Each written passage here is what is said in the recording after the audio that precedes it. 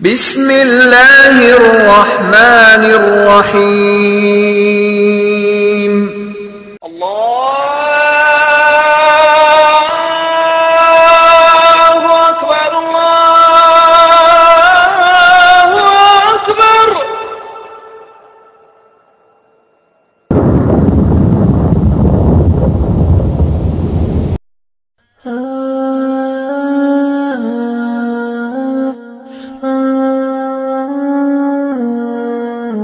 لا إله إلا الله محمد رسول الله لا إله إلا الله محمد رسول الله بسم اللہ الحمدللہ الصلاة والسلام علی رسول اللہ وعلی آلہ واصحابہ اجمعین اما بعد۔ میں عبدالعزیز شکیل آپ تمام حاضرین کا AHES یعنی ابو ہریرہ ایجوکیشنل سوسائٹی کی جانب سے مسجد رحیم خان میں تہ دل سے استقبال کرتا ہوں۔ السلام علیکم ورحمۃ اللہ وبرکاتہ۔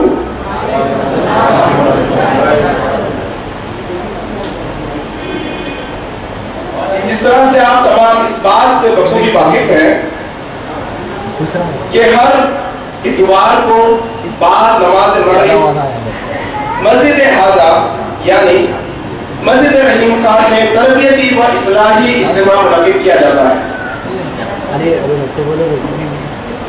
اسی سلسلے کی کڑی آج یہ تربیتی و اصلاحی اجتماع کا عنوان ہے ایمان اور عقیدہ خطرے میں۔ تو میں گزارش کرتا ہوں مولانا محمد سفیان بن جامعی سے کہ وہ قرآن مجید کی تلاوت سے آج کے جلسے کا آغاز کرے۔ مولانا محمد سفیان بن جامعی۔ اعوذ باللہ من الشیطان الرجیم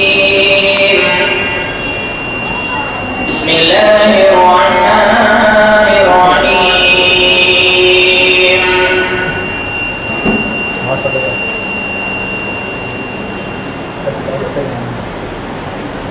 یا ایھا الذین آمنوا انفقوا مما رزقناکم من قبل ان یأتی یوم لا بیع فیہ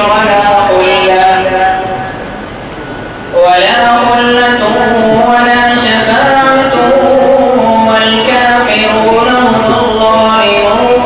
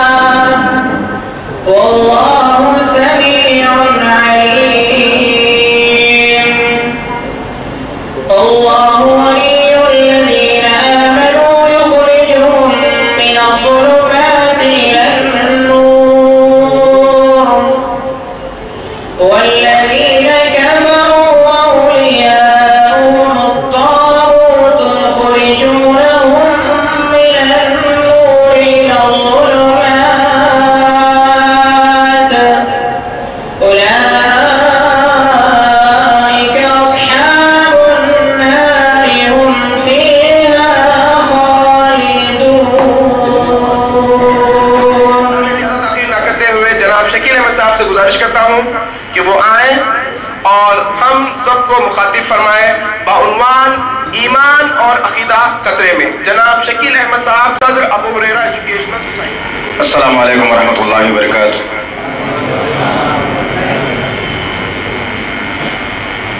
ان الحمد للہ الذی نستعینہ ونستغفرہ ونؤمن بہ ونتوکل علیہ ونعوذ باللہ من شرور انفسنا ومن سیئات اعمالنا من یهدی اللہ فلا مضل له ومن یضلل فلا هادی له واشهد ان لا اله الا اللہ واشهد ان محمدا عبده ورسوله اما بعد فإن خير الحديث كتاب الله وخير الهدي هدي محمد صلى الله عليه وسلم وشر الأمور محدثاتها وكل محدثة بدعة وكل بدعة ضلالة وكل ضلالة في النار.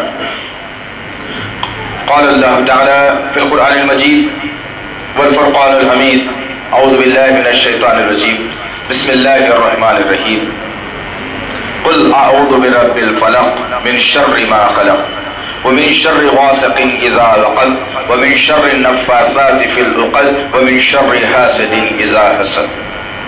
بسم الله الرحمن الرحيم قل اعوذ برب الناس ملك الناس اله الناس من شر الوسواس الخناس الذي يوسوس في صدور الناس من الجنة والناس.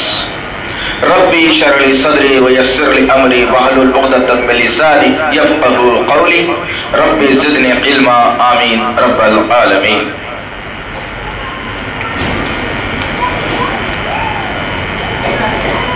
میری زندگی کا مقصد تیرے دین کی سرفرازی.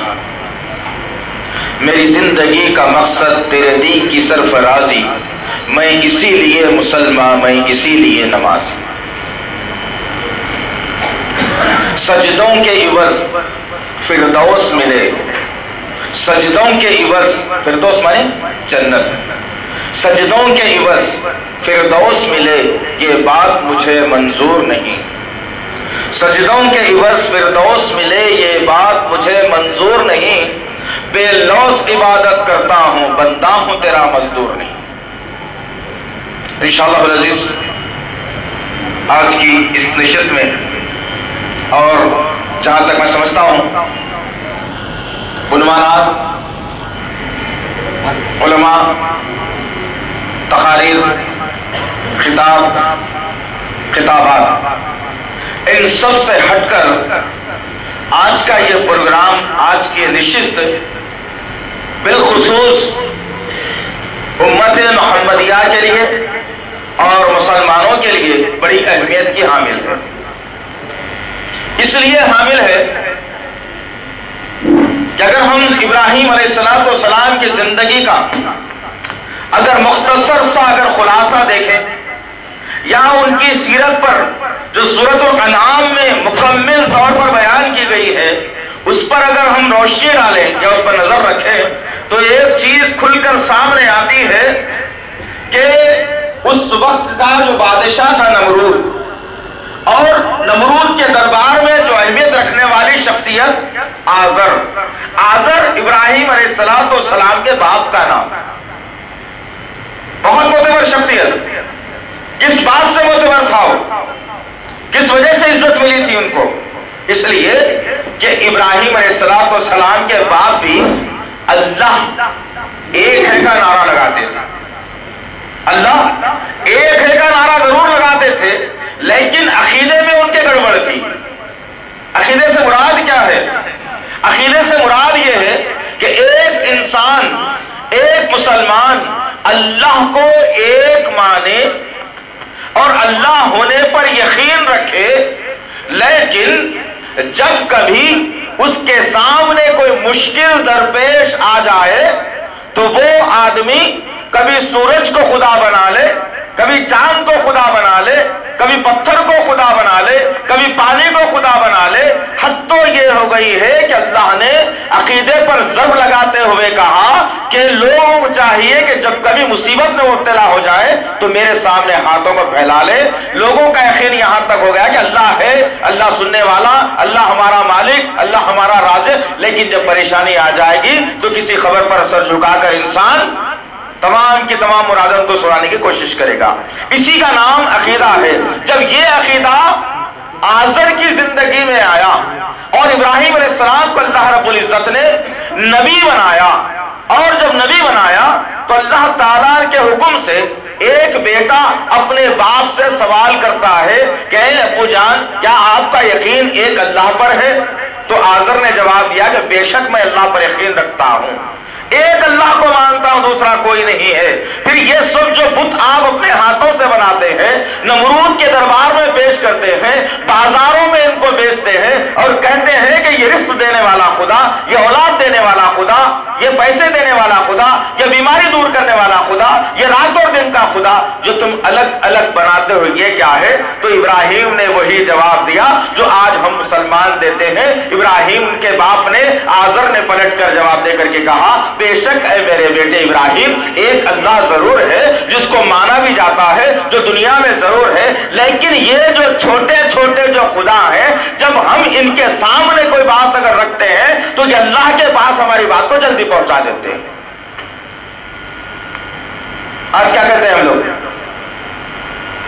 تھوڑی سی بات چبھے گی ضرور، لیکن ہمارا مقصد کسی کی دل آزاری نہیں ہے. حقیقت میں ہمارا مقصد صرف یہ ہے کہ مسلمان وہ اسلام اور ایمان پر آ جائے جو ایمان اور اسلام نبی کریم صلی اللہ علیہ وسلم کے دور نبوت میں تھا.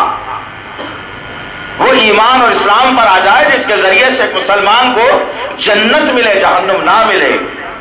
ایک اور واقعہ سنا کر پھر اپنی اس ٹاپک پر میں آ جاؤں بہتر ہے، اس لیے کہ توحیدی کلمات میں یہ باتیں رکھنا ضروری ہے کہ عقیدے کی کتنی بڑی اہمیت ہے اسلام کے اندر.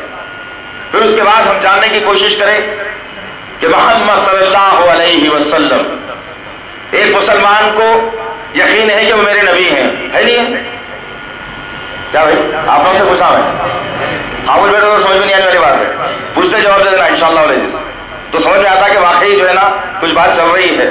نہیں تو ہر مسلمان کا یقین ہے کہ وہ میرے نبی ہے نہیں ہے انشاءاللہ، اور ہر مسلمان کو یقین ہے کہ شفاعت میرے نبی کے ذریعے سے ہونے والی ہے نہیں ہے انشاءاللہ علیہ. جب یہ بات اس کے سینے کے اندر محفوظ ہے تو وہ مسلمان غلط کام نہیں کر سکتا.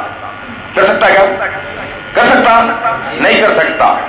ٹھیک ہے، تو یہ باتوں کو بعد میں لائیں گے. اس لیے کہہ رہا ہوں کہ ان تمام تر چیزوں کے بارے میں میرے اور آپ کے آقا محمد صلی اللہ علیہ وسلم نے کیا فرمایا ہے وہ بعد میں رکھوں گا، لیکن سب سے پہلے عقیدے کی تعلیم دینا بے حد ضروری ہے. ایک اور موقع میرے اور آپ کے آقا محمد صلی اللہ علیہ وسلم مکے کی سرزمین پر تمام انسانیت کے سامنے قول لا الہ الا اللہ کا نعرہ بلند کر رہے تھے کہ ایک اللہ ہے، عبادت کے لائق، کرنے کے لائق، خوف کھانے کے لائق، مانگنے کے لائق، سر جھکانے کے لائق، تمام کائناتوں کا مالک وہ، آقا وہ، مدبر وہ، مشکل کشا وہ. جب یہ بات نبی کریم صلی اللہ علیہ وسلم مکے کے لوگوں کے سامنے پہنچا رہے تھے اور دھیرے دھیرے کشاں بکشاں ایک ایک دو دو کر کے لوگ اسلام کے آغوش میں آ رہے تھے، انہی ماحول میں جب ابو جہل نے دیکھا کہ ہماری ٹیم کے لوگ، ہماری ٹیم کے لوگ، ہمارے لوگ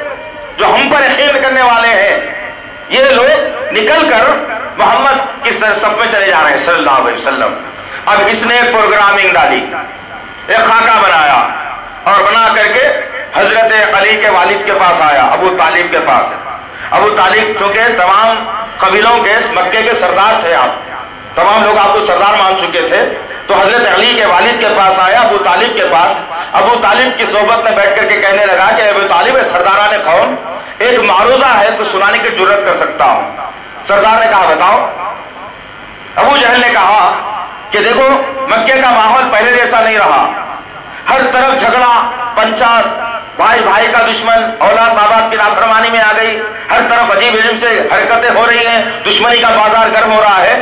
میں ایک تجویز لایا ہوں، اس کے ذریعے سے ہم یہ ماحول کو بدل دیں گے اور امن کا ماحول قائم کر دیں گے. ابو طالب نے کہا بتاؤ ایسی کون سی تجویز ہے تمہارے پاس جس کے ذریعے سے ہم اتنے امن کے ماحول کو قائم کر سکتے ہیں؟ اس نے کہا کہ محمد کو بلا لو صلی اللہ علیہ وسلم۔ محمد صلی اللہ علیہ وسلم کو بلا لیا گیا۔ اللہ کے رسول بیٹھے ہوئے ہیں، ابو جہل اپنے ساتھیوں کے ساتھ ابو طالب کی خدمت میں ہیں۔ نبی کریم صلی اللہ علیہ وسلم نے کہا اے میرے بھتیجے محمد صلی اللہ علیہ وسلم، کچھ یہ کہتا ہے۔ ابو جہل ذرا سن لینا اس کی بات، عمر بن حشام۔ جب نبی کریم صلی اللہ علیہ وسلم نے کہا بتاؤ کیا ماجرا ہے، تو ابو جہل نے پلٹ کر کہا کہ میرے پاس ایک تجویز ہے، غور سے سن لو۔ کہا کہ بتاؤ۔ ابو جہل نے بیک لخت کہا کہ محمد تمہاری مرضی یہی ہے، تمہاری خواہش یہی ہے، ایمان لا لینا ہے، کلمہ پڑھ لینا ہے، ایمان میں آ جانا ہے، میں تیار ہوں اور ساری کے سارے قوم تیار ہے۔ ایک اگر آدمی ایمان میں آ جائے گا تو تمام کا تمام مکہ اسلام کی آغوش میں آ جائے گا، کوئی مسئلہ نہیں، ایمان لا لے گا۔ نبی کریم صلی اللہ علیہ وسلم چونکے، بولے کہ کٹر خطرناک کٹر دشمن اتنی آسانی سے کہہ رہا ہے کہ میں ایمان لا لوں گا۔ بھائی سوچنے والی بات ہوتی ہے نا ذرا، نہیں؟ خطرناک دشمن اگر کہہ رہا ہے کہ میں ایمان لا لے رہا ہوں، مطلب ہم کو بھی ذرا سمجھ میں نہیں آتا اتنا جلدی کیسا لا لے رہا ہے ایمان لے، کوئی نہ کوئی سازش ضرور ہے بلکہ سمجھ میں آتا۔ نبی کریم صلی اللہ علیہ وسلم نے پوچھا کہ بھائی ٹھیک ہے پھر آئیے آگے بڑھیے اور پھر اقرار کر لیجیے کہ اللہ ایک ہے، میں رسول ہوں۔ تو ابو جہل نے تھوڑی دیر رک کے کہا اس کے لیے ایک شرط ہے، اس کے لیے ایک شرط ہے۔ اب دیکھیں کیا ماجرا ہوتا ہے، اور آج معاشرے میں یہی کچھ چل رہا ہے۔ افسوس، سب افسوس، وہ اس وقت میں ایمان سے باہر رہ کے کرے، مسلمان ایمان کے اندر رہ کے کر رہا ہے۔ غرض ابو جہل سے پوچھا گیا کہ ماجرا کیا ہے بتاؤ، تو ابو جہل نے کہا کہ دیکھو بھائی ماجرا اتنا ہی ہے، ایک شرط ہے چھوٹی سی، قبول کر لو اچھا رہے گا۔ بولے کیا شرط ہے بتاؤ، تو بولے کہ ابھی میں کلمہ پڑھ کر ایمان میں آ جاتا ہوں، لیکن چھوٹی شرط یہ ہے کہ سال کے 12 مہینے ہوتے ہیں، ہم 6 مہینے تقسیم کر دیں گے۔ بولے کر کے کیا کریں گے؟ بولا ابو جہل کہ 6 مہینے تک کوئی آدمی کسی اور بت کی کسی اور کی پوجا نہیں کرے گا، کسی کے سامنے سر نہیں جھکائے گا، ایک اللہ کو مانے گا، ایک اللہ کو مانے گا، کوئی دوسرا نہیں، کوئی مشکل کشا نہیں، کوئی حبل مدد کرنے والا نہیں، کوئی لات منات عزا نہیں، کوئی نہیں ہو سکتا سوائے ایک اللہ کے۔ 6 مہینے تک تمام کے تمام تم اور ہم مل کر کے ایک اللہ کی عبادت کریں گے۔ 6 مہینے جب ختم ہو جائیں گے، 6 مہینے کے بعد ایک اللہ کو مانا جائے گا ضرور، لیکن لات منات عزا حبل یغوث نصر کے سامنے بھی پہلے جیسا سر جھکایا جاتا تھا، ان کے سامنے مشکلوں کو رکھا جاتا تھا، ان کو سفارشی بنایا جاتا تھا، ان کے ذریعے سے دعائیں قبول ہونے کا یقین تھا۔ یہ بھی کریں گے، یہ بھی کریں گے۔ اب نبی کریم صلی اللہ تعالی علیہ وسلم نے توحید کے پرچم کو بلند کرنے آئے تھے اور عقیدے کو مضبوط بنانے آئے تھے۔ آپ نے پلٹ کر جواب دیا کہ اے ابو جہل اس بات کو سن لے کہ تو میرے ایک ہاتھ میں اگر چاند لا کر رکھ دے، ایک ہاتھ میں سورج لا کر رکھ دے، دنیا کی تمام نعمتیں میری جھولی میں ڈال دے، پھر بھی محمد تجھ سے یہ جو نا معاہدہ کرنے کے لیے تیار نہیں ہے۔ تو اس واقعے سے کیا پتا چلا؟ ایمان لانا بڑا آسان مسئلہ ہے۔ لا الہ الا اللہ محمد رسول اللہ، میں ابھی بھی راملو تھا، مسلمان ہو گیا، ختم، مسلمان ہو گیا، کوئی مسئلہ نہیں ہے۔ کلمہ پڑھنا کتنی دیر کا ہے؟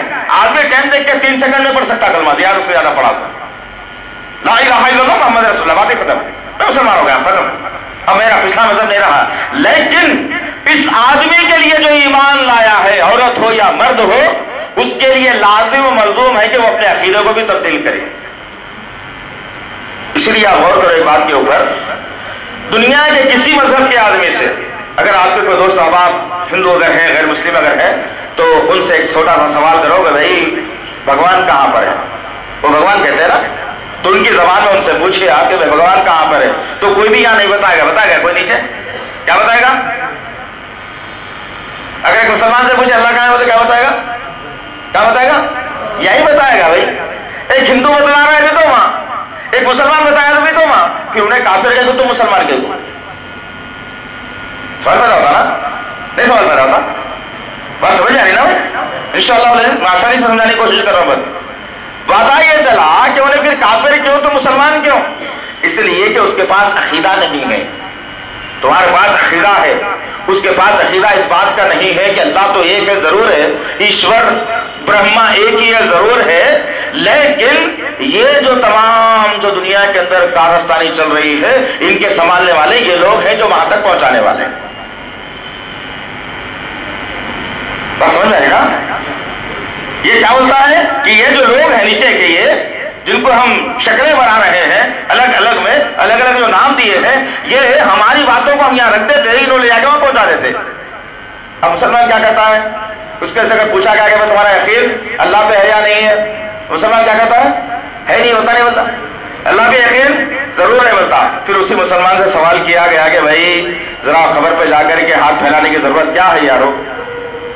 एक बड़ा हरा कपड़ा लेकर के उसके ऊपर बिस्मिल्लाहिर्रहमानिर्रहीम लिख करके, फिर ईमान की गवाही दे करके ला इलाहा इल्लल्लाह मुहम्मद रसूलुल्लाह लिख करके, उसके नीचे अकीदे को खराब कर दिया। क्या लिख दिया नीचे? अल मदद या गौसे आजम दस्तगीर। खत्म, ईमान का सारा जाया होगा तुम्हारा। एक गैर मुस्लिम यही कह रहा है कि ये छोटे छोटे जो है पहुंचाने वाले हैं। मुसलमान से अगर पूछा गया तो मुसलमान भी यही कह रहा है ये हमारे सिफारिशी हैं। क्या कह रहा है? अब हमारी कहा सुनता हो अल्लाह, इतने गुनहगार है, नो वली है ना, इनको बोलते ही चलो पहुंचा देते। बात यही है क्या भाई?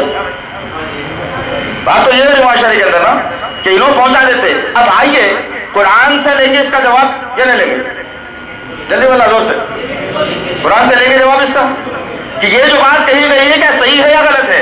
अगर कुरान कह रहा है सही है तो इंशाल्लाह इसको मान लेंगे, अगर कुरान कह रहा है ये बात गलत है तो रख लेंगे, छोड़ देंगे। अगर रख लिया तो अकीदे में खराबी है, ईमान आना बेफैज हो जाता। अकीदा बड़ी बेहतरीन चीज का नाम है, जिसका अकीदा मजबूत है आखिरत में उसकी शिफात लाजिम होगी, जिसके अकीदे में गड़बड़ है उसकी शिफात भी नहीं होगी।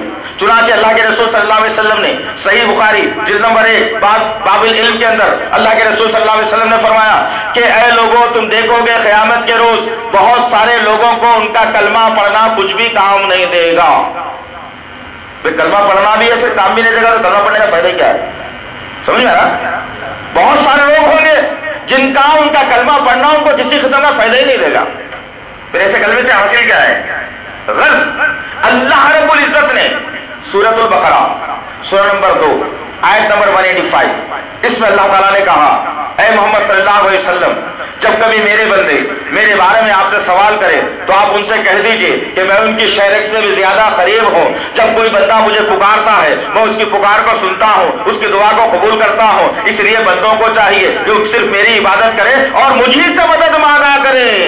किसका है फरमान? ये किसका है? क्या फरमान झूठा हो सकता है? नौज़ुबिल्लाह। अल्लाह ताला कह रहा है कि मैं तुम्हारी शरीक से ज्यादा करीब हूँ। कोई बंदा मुझे पुकारता है तो मैं उसकी दुआ को कबूल करता हूँ। किसने कहा? ये अल्लाह ताला का फरमान है। अब आइए, जो लोग ये आयत सुनने के बावजूद ये कहते हैं कि नहीं भाई ये अल्लाह भी नहीं है कुछ भी नहीं है, लेकिन हमारे सिफारिशी है, एक मददगार है, हम गुनहगार हैं, हमारी बात नहीं पहुंच सकती, ये पहुंचाने वाले हैं। अल्लाह रब्बुल इज्जत ने सूरह यूनुस सूरा नंबर 10 आयत नंबर 18 अल्लाह ताला ने कहा कि मोहम्मद सल्लल्लाहु अलैहि वसल्लम जरा इन लोगों से कह दो, क्या अल्लाह ताला को ऐसी चीज की खबर देना चाहते हैं कि अल्लाह ताला को कोई चीज नहीं मालूम है? अल्लाह को कुछ भी नहीं मालूम? क्या मालूम नहीं? वाला सब चीज क्या भाई? अल्लाह को वो भी मालूम है कि बोलने वाले की नीयत क्या है, सुनने वालों की नीयत क्या है। अल्लाह को ये भी मालूम है कि जमीन के नीचे क्या है, आसमान के ऊपर क्या है। कोई चीज छुपी हुई है क्या? नहीं है ना, कोई चीज छुपी हुई नहीं अल्लाह से। अल्लाह क्या है इंशाल्लाह वो भी हदीस में सुना दूंगा मैं आपको, अल्लाह के बारे में नबी ने क्या कहा है, शायद कि हमारा यकीन और अकीदा बदल जाए इंशाल्लाह और अजीज। तो मुख्तसर ये कि अल्लाह ताला ने कहा है कि मोहम्मद सल्लल्लाहु अलैहि वसल्लम इन लोगों से जरा कहिए, क्या तुम ऐसी चीज की खबर देते हो अल्लाह को कि अल्लाह को किसी चीज का इल्म नहीं है? और जब कभी इनसे कहा जाता है कि अल्लाह को पुकारो तो ये कहते हैं कि जिनको हम पुकारते हैं ये हमारे सिफारिशी हैं, हमारी सिफारिश अल्लाह के पास पहुंचाने वाले हैं। ऐ मोहम्मद सल्लल्लाहु अलैहि वसल्लम इनसे कह दो कि इनकी सिफारिश को मैं शिर्क से ताबीर देता हूं और मैं बेजार हूं इनके शिर्क से।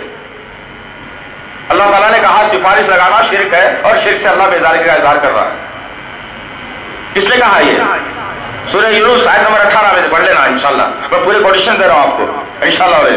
अब आइए अल्लाह के मुताबिक अल्लाह के नबी सल्लल्लाहु अलैहि वसल्लम ने क्या कहा, अल्लाह कौन है, कि अल्लाह की नजर सारी कायनात में है या नहीं है।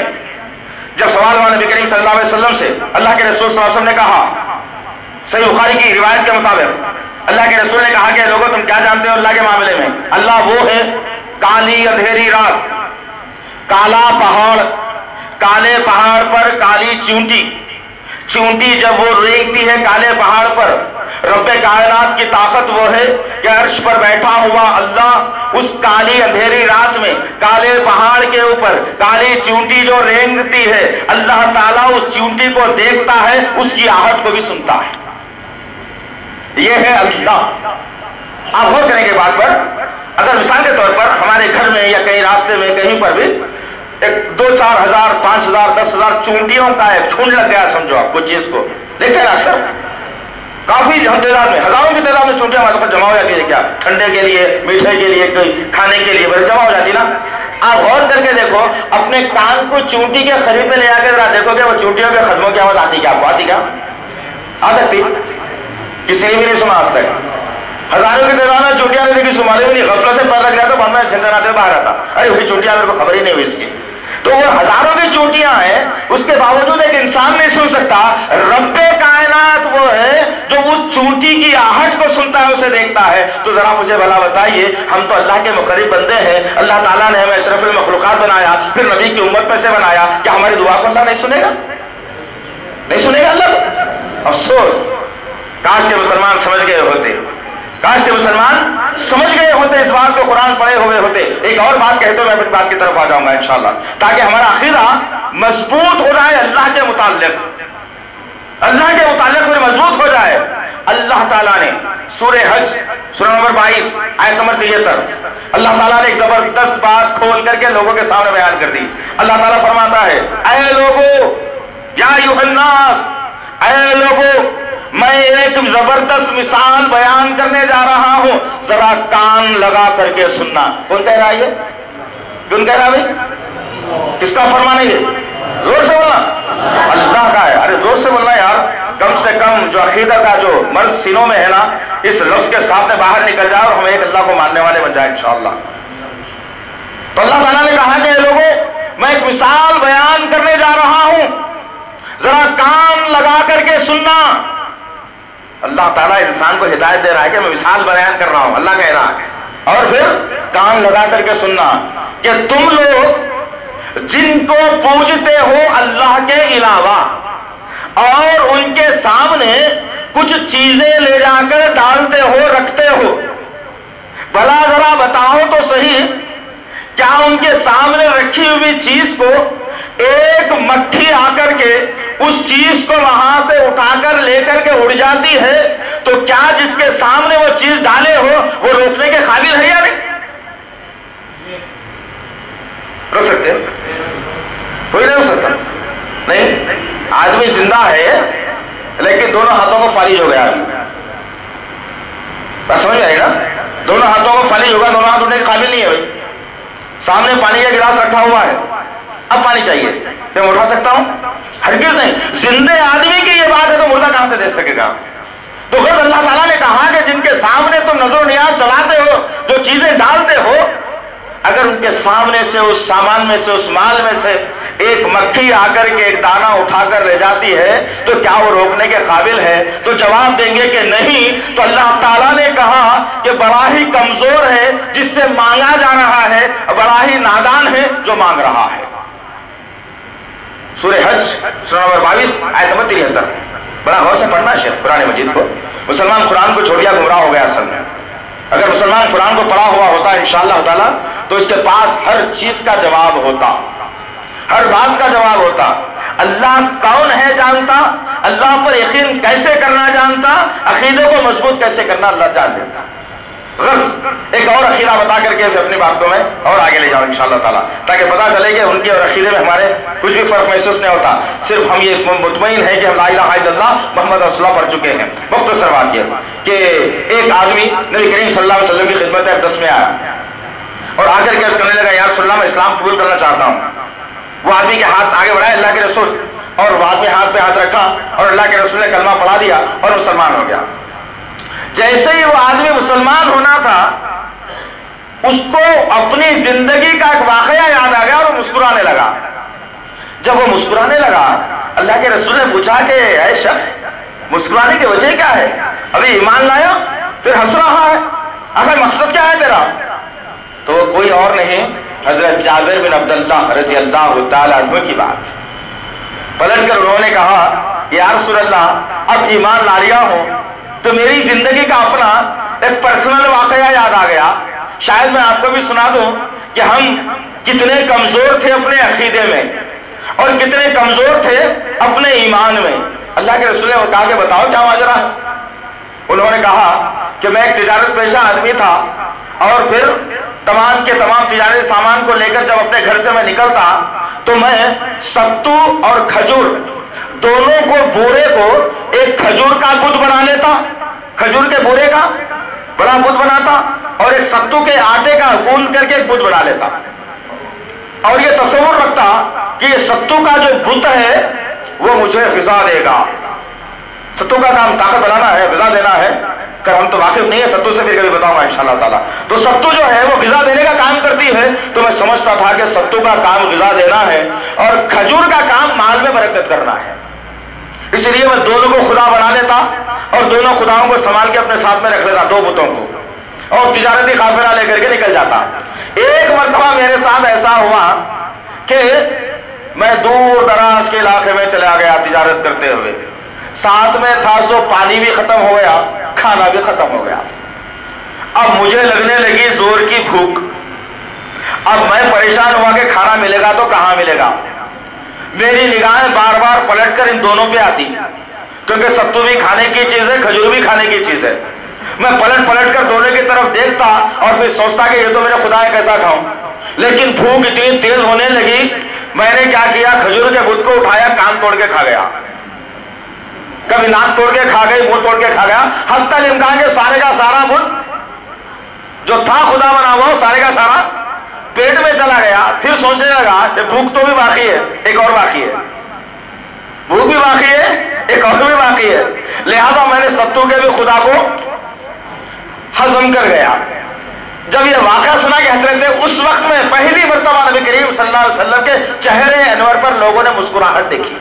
اللہ کے رسول ہنس کر فرمانے لگے کہ ایمان اور کفر میں فرق تو یہی ہے کہ ایک بندہ اللہ پر اتنا یقین رکھتا ہے, اللہ سے لیتا کچھ نہیں, سب کچھ اللہ کے لیے کر دیتا ہے.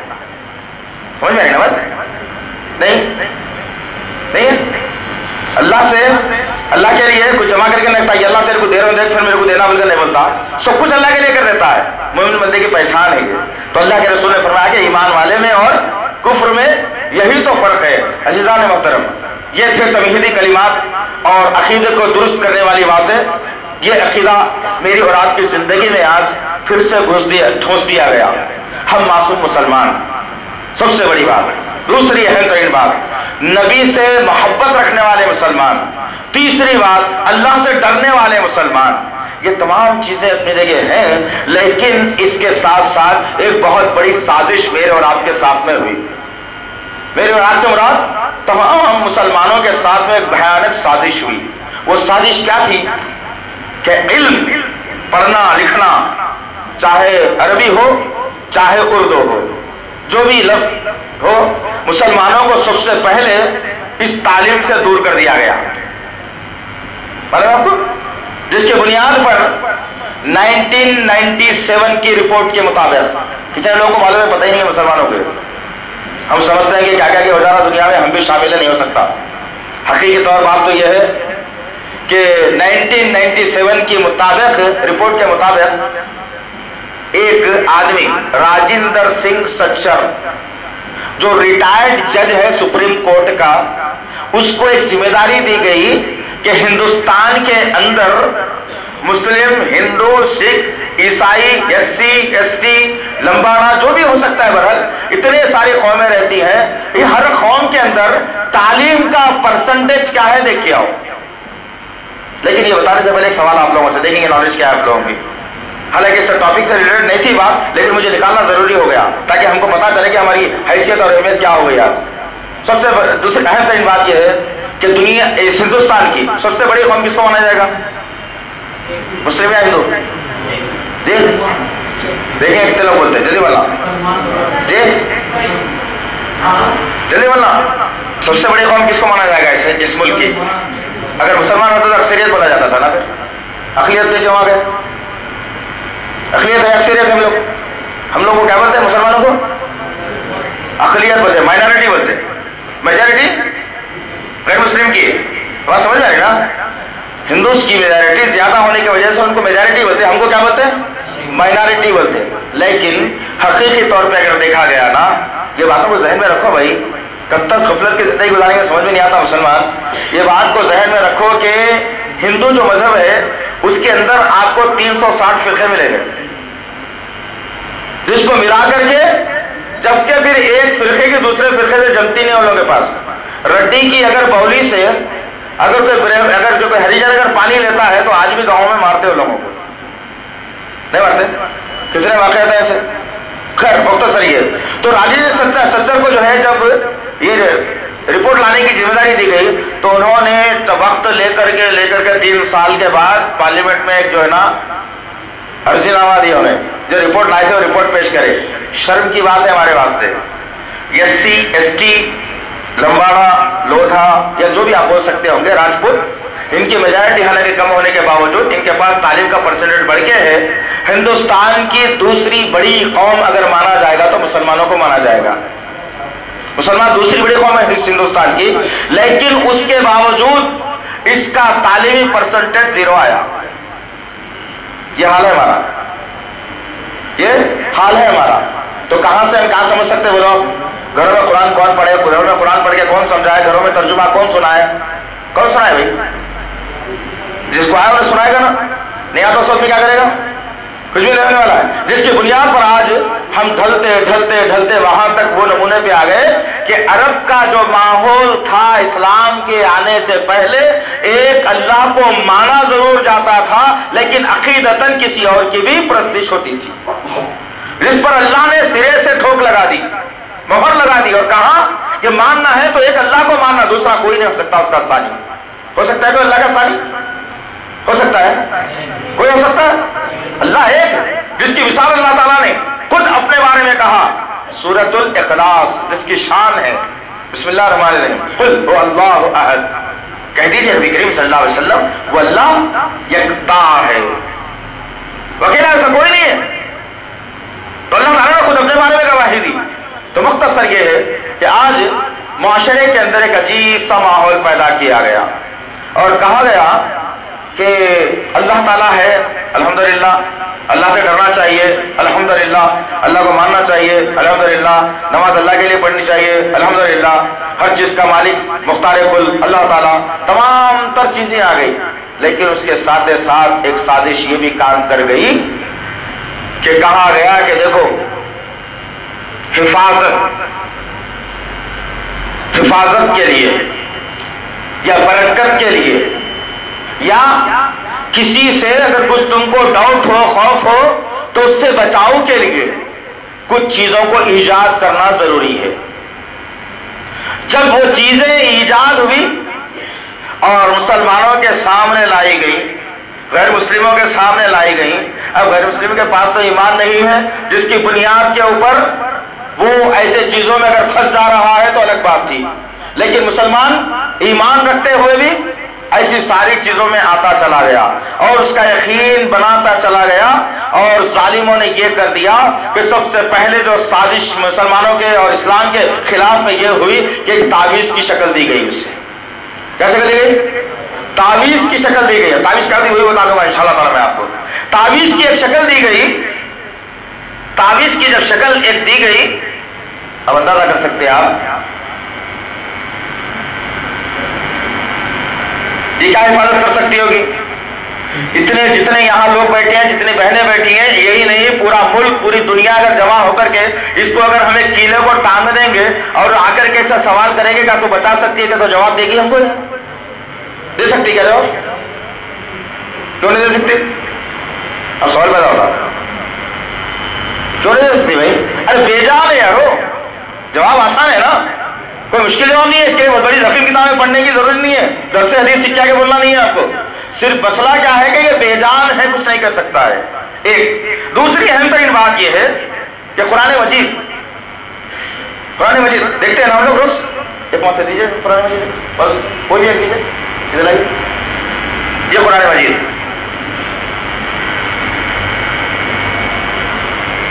بس سمجھ میں آئے گا بھائی. یہ جو ہے قرآن مجید، یہی ہے نا قرآن مجید، جس میں اگر آپ دیکھیں گے انشاءاللہ العزیز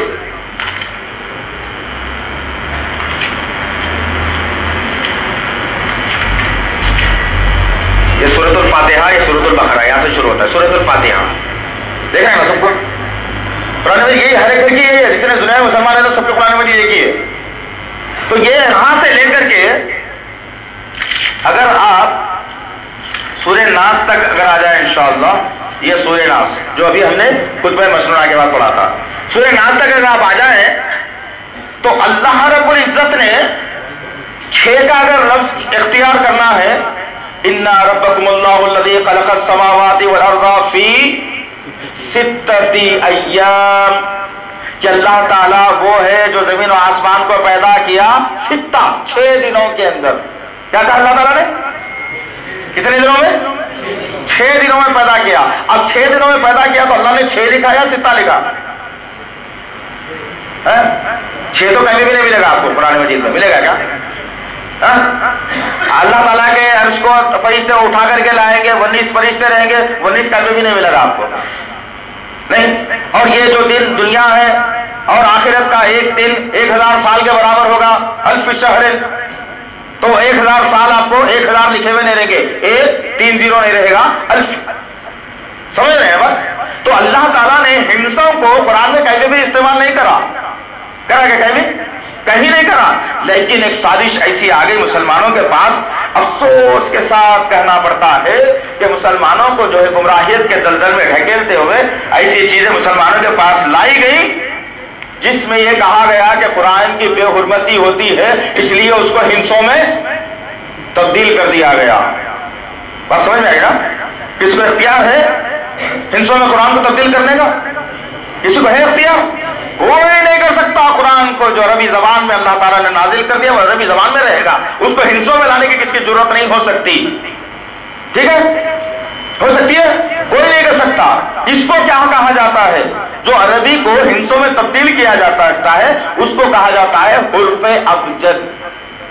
حرف ابجد جس کو کہا گیا ہے کہ الف کے اتنے ہندسے، با کے اتنے ہندسے، تا کے اتنے ہندسے، سا کے اتنے ہندسے، عین کے اتنے ہندسے، یہ کس نے بنائے ہوئے؟ اللہ نے کہا حکم ہے. یا نبی کریم صلی اللہ علیہ وسلم نے ایک حدیث میں اپنے کہیں پر بھی بتایا ہے کہ الف کے اتنے ہندسے ہوتے ہیں، بے کے اتنے ہوتے ہیں. یہ اسلام کی روش نہیں ہے بلکہ یہ روش جادوگروں کی ہے. جادوگروں نے اس علم کو ایجاد کیا، جادوگر اس چیز کو اختیار کرتے ہیں. لیکن افسوس کی بات یہ ہے کہ لوگوں کو تعویذ کے نام پر ہندسے لکھ کر کے دے دیے گئے. اب سوال یہ پیدا ہوتا ہے کہ مثال کے طور پر قرآن کو اگر ایک حافظ حفظ کرنا چاہتا ہے، ہر ایک کے بس کی بات نہیں ہے، اللہ تعالیٰ جس کو چنتا ہے وہ حفظ کر کے آ جاتے ہیں. کتنی مشکل ہوتی ہے وہ حافظ سے کبھی پوچھ لینا آپ. یہ قرآن کو حفظ کرنے، سینے میں بسانے کے لیے کم سے کم 5 سال کا عرصہ اس کو لگتا ہے. کتنا؟ 5 سال کا عرصہ حفظ کرنے میں لگ جاتا ہے. پھر ساری زندگی انہیں پڑھتے رہنا. تو وہ جو حافظ ہوتا ہے اگر اس سے ہم سوال کر رہے ہیں اس بات کا کہ بھائی آپ ذرا قرآن پڑھ کے سنائیں حافظ صاحب، تو وہ آدمی کیا کرے گا؟ 5203 4028 14 15 16 19 20 21 1442 786 992 یہ پڑھ کے سنائے گا کیا بھائی؟ جلدی منہ سے جواب دینا. یہ صحیح ہے، بس سمجھ میں آئی نا؟ یہ جواب دے گا کبھی؟ اگر اتنا تھا تو میں اور آپ بھی حافظ بن جاتے یار. سورہ فاتحہ کے 445 ختم سورہ فاتحہ. سورہ بقرہ ذرا بڑا ہے 2548 سورہ فاتحہ ختم، سورہ بقرہ ختم. سب سے چھوٹا سورہ سورہ نصر ہے 3، بس ختم. نماز میں ٹھہرنا نہیں، 445 بولنا، سورہ فاتحہ ختم، 3 بولتے رکوع میں چلے آنا. 3 آیتیں ہیں نا سورہ نصر کے اندر، سورہ نصر کے اندر 3 آیتیں ہیں، سورہ کوثر کے اندر 3 آیتیں ہیں. قرآن میں جو جملہ سورت ہے جس کی 3 آیتیں ہیں، تو ایسا بولنے سے ہو جائے گی کیا نماز؟ نعوذ باللہ من ذالک، اعوذ باللہ. اب ذرا فیصلہ کرنا میرے عزیزان محترم، یہ ہندسوں میں تبدیل کیا گیا تعویذوں کو، اور مسلمانوں کو بتایا گیا کہ یہ تعویذ ہے جو تمہاری حفاظت کے لیے لکھی گئی ہے. اور اس کے اندر جو الفاظ کو اختیار کیا گیا ہے، جن الفاظ کو لکھا گیا ہے، اس میں جنات اور شیاطین کے نام ہیں. اللہ کے ساتھ جن اور شیاطین کے نام اس کے اندر لکھے ہوئے ہیں. کیا یہ جائز کام؟ بول دیتا ہوں، بس سمجھ میں آ رہی نا؟ کس کو اختیار ہے یہ کرنے کا؟ اور ساری کی ساری تعویذوں میں آپ کو یہی کچھ ملے گا، علیخن ملیخن تلیخن۔ کوئی بیٹوں کے نام سنے ہیں کبھی؟ خاندان میں کسی کا نام تھا کیا؟ کسی کا نام نہیں تھا، نہیں ہے۔ ارے حتی الامکان، افسوس کی بات ہے کہ باتیں آتے تو یہ بھی بتا دیتا ہوں، افسوس کی بات یہ ہے کہ لوگ جو ہے بزرگوں کے نام بھی ٹیڑھے بینگے رکھ دیے کیا کی۔ اب جیسا کہ مثال کے طور پر بہت بڑے بزرگ ایک اولڈ سٹی میں رہتے ہیں جن کا نام برہانہ شاہ صاحب ہے، پہچانتے نا لوگ؟ معلوم ہے لوگوں کو؟ معلوم درگاہ سے نہیں معلوم؟ سنے ہیں کسی؟ معلوم نا؟ اولڈ سٹی میں کبھی چلے آؤ، تلاب کٹے سے اور آگے چلے آنا پڑتا، گیدی بازار سے پہلے رائٹ سائڈ میں ایک درگاہ ہے جس کا نام ہے کیا ہے؟ حضرت سیدنا برہانہ شاہ صاحب۔ برہانہ کے معنی کیا ہوتے ہیں معلوم آپ کو؟ ننگا، جسم پہ کپڑے نہیں رہے تو نکٹ جس کو بولا جاتا ہے وہ ہوتے ہیں نام۔ اب سوال یہ پیدا ہوتا، ہم نے پوچھا لوگوں سے اتنے بڑے جب بزرگ ہیں بھائی تو اپنے بیٹوں کے پوتروں کے نام ضرور رکھنا، نہیں رکھنا؟ محبت ولیوں سے تو نہیں رکھنا چاہیے کیا بھائی؟ ارے ضرور سے جواب دو بھائی، ڈر رہے وہ اب بولنے کے لیے ڈر رہا ہے کہ آدمی جواب دینے کا تو ڈر رہے لوگ پورے نہیں رکھنا، رکھنا نہیں رکھنا۔ تو افسوس کی بات ہے وہ بھی نہیں رکھتے، یہ بھی نہیں رکھتے، میں چاہتا ہی نہیں۔ ایک اور ایک بزرگ ہے وہ بھی سنایا تھا انشاءاللہ تعالیٰ تاکہ ہمارا عقیدہ درست ہو جائے۔ مصری گنج میں ایک ہے معلوم، چنے کی بٹی کے پاس، ان کا نام کیا ہے معلوم آپ کو؟ کیا ہوگا؟ سید شاہ راجو، ارے ہو جی غلط نہیں، جا کے دیکھ لینا انشاءاللہ تعالیٰ، پورا ریکارڈ ہو رہا میرا معاملہ، کو دور تک جانے والی بات انشاءاللہ پوری دنیا میں پھیلا دوں گا اس کو انشاءاللہ۔ سید شاہ راجو خطال، خاتل کی جمع خطال، ان کو بھی ایک بزرگ ہے۔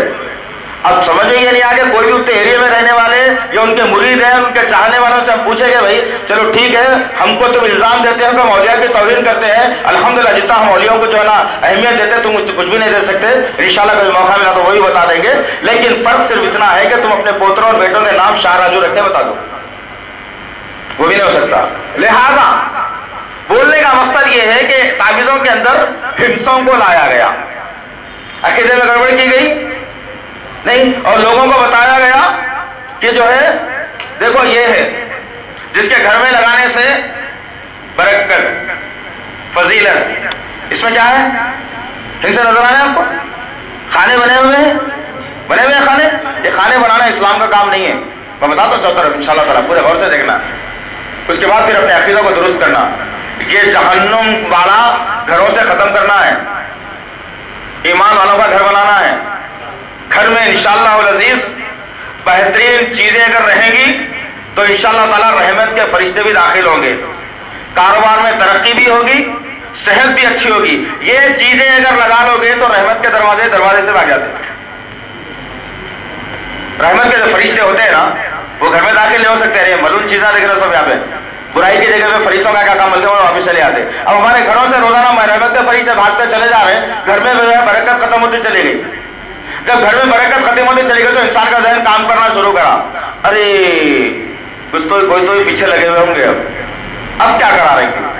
اب کیا کرا رہیں گے؟ بولتے اگر غلطی سے کسی دوست کے سامنے ذکر کر دیا سمجھو بیچارہ کہ بھائی کچھ کرانے جیسا دکھ رہا ہے، رو گھر میں ذرا کچھ لڑائی جھگڑے دکھ رہے اور کوئی خیر و برکت نہیں دکھ رہی، بولتے وہ بیچارہ اس سے زیادہ خطرناک انہیں رہتا جو مشورہ دینے والا ہے، انہیں بولتا ہے کچھ جانتا ہوں باپ، فٹافٹ کرتا،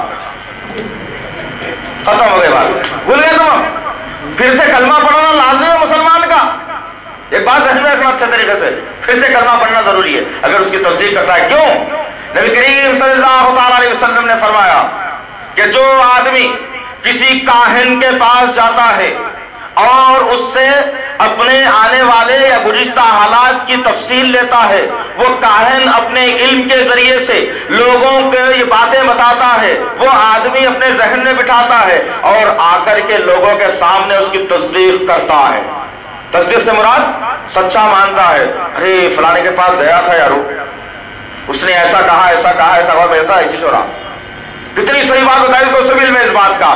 کوئی آدمی اگر یہ بات کی تصدیق اگر کرتا ہے عورت ہو کے مرد ہو تو نبی کریم صلی اللہ علیہ وسلم نے فرمایا 40 دن تک اس کی کوئی بھی دعا یا عبادت قبول نہیں ہوتی۔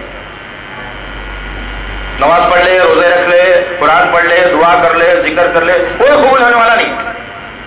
تو غرض مختصر یہ ہے کہ ہم کو ایسے عقیدوں سے بچنا چاہیے. آج کا جو ہم پروگرام منعقد کریں اسی وجہ سے کہ کافی دن سے کوشش کی ہماری, کئی چیزیں ہم پھینک بھی دیے کئی مرتبہ, تھیلوں سے چلے گئے ہمارے پاس یہاں سے.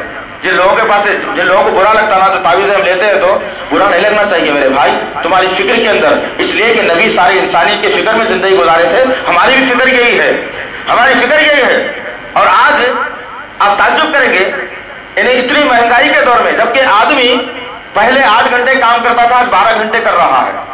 کیوں کر رہا ہوگا 12 گھنٹے کام؟ پیسے کم ہونا بول کے کر رہا ہے, زیادہ ہونا بول کے کر رہا ہے؟ جلدی والا 8 گھنٹے کے بجائے 12 گھنٹے کر رہا ہے, تو پیسے زیادہ ہونا بول کے کر رہا ہے, کم ہونا بول کے کر رہا ہے؟ زیادہ ہونا بول کے کر رہا ہے.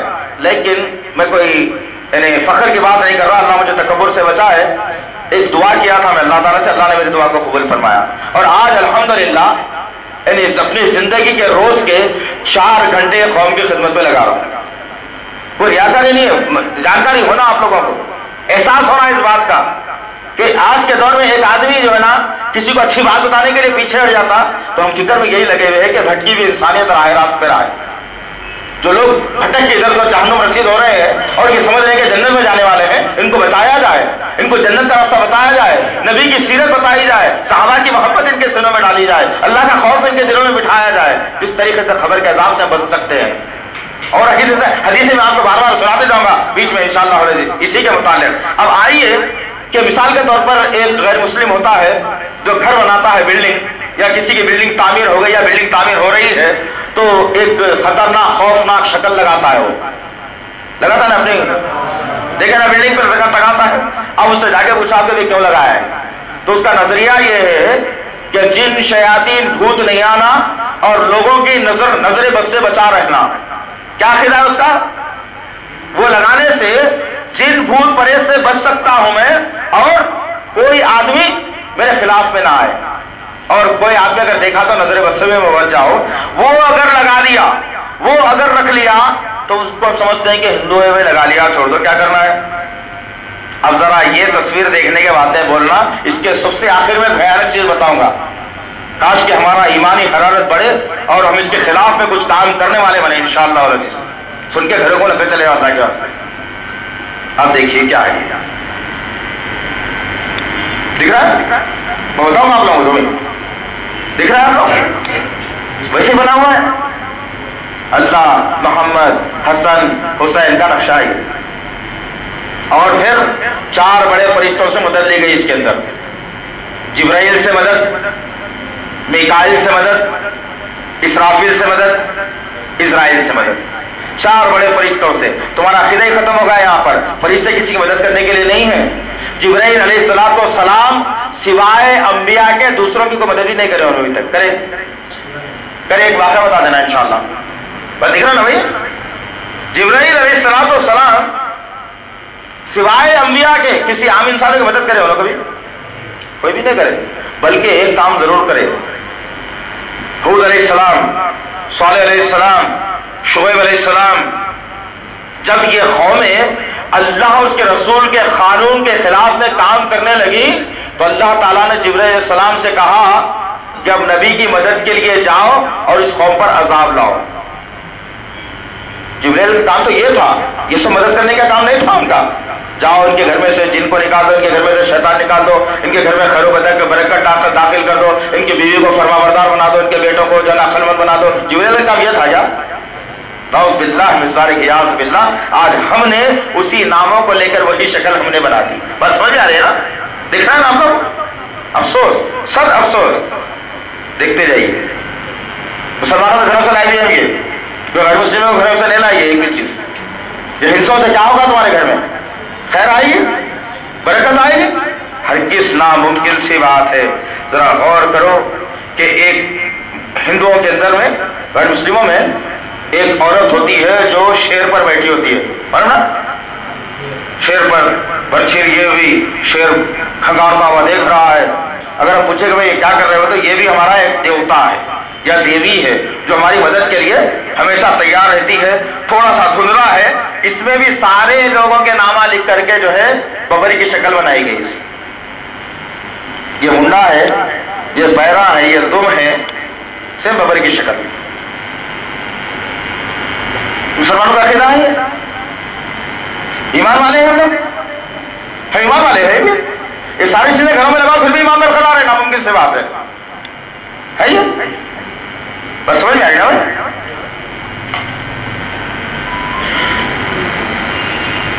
یہ چیزیں غیر مسلموں کے پاس بھی رہتے.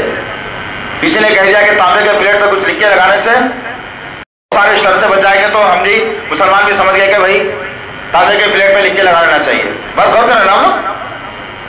نہیں، اللہ تعالیٰ نے کہیں پر بھی یہ بات کو نہیں بتایا کہ تم اس طریقے کے کاموں کو انجام دو، یا نبی نے اپنی تمام کی تمام سیرت میں یہ نہیں بتایا کہ تم اس قسم کے کام کو انجام دو. جو آدمی یہ کام کرے گا اس کا مقدر جہنم ہوگا، جنت ہرگز نہیں مل سکتی.